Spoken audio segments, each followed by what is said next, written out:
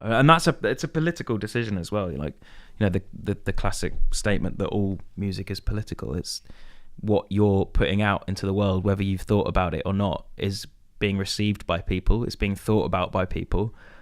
So if you're not giving it much thought, that's a sort of abdication of your own moral duty. Yeah. I think.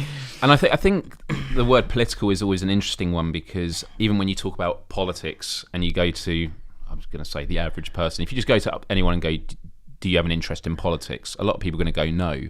But then if you say, do you have an interest? The P word. Yeah. But do you have an interest in, I don't know, the cost of housing or education or safety on the streets and any issue? And they'll have an interest. And I think it's because we've become so embedded with this idea of associating the word political or politics with the political system, the way it currently runs, as in government, as opposed to just society and the running of it.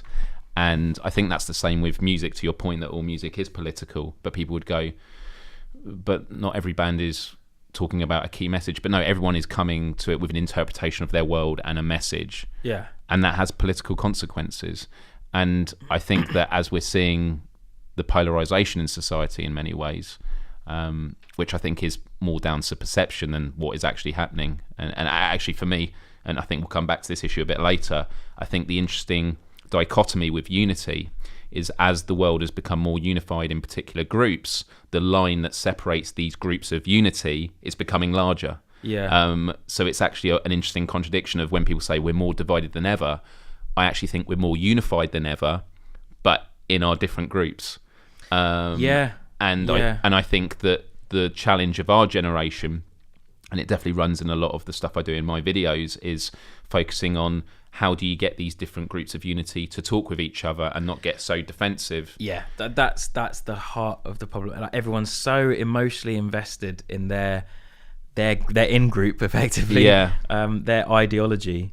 I think people confuse ideology for self. They're so invested in something, and this is obviously where echo chambers accentuate this. If you're hearing one point of view the whole time, and all your friends and everyone around you has that same point of view, that becomes part of your character. That's part of your very being. So when someone, even just a small criticism about your view, that's someone chipping away at you.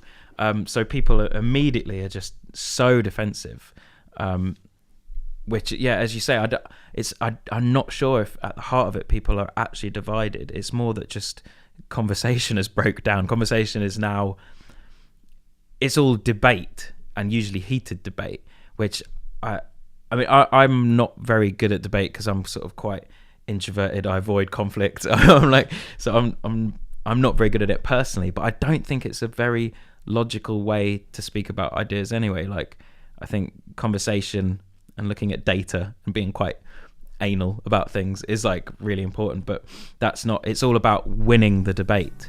And that relies on rhetoric, which is a slimy, writhing snake that anyone can use to put forth any view.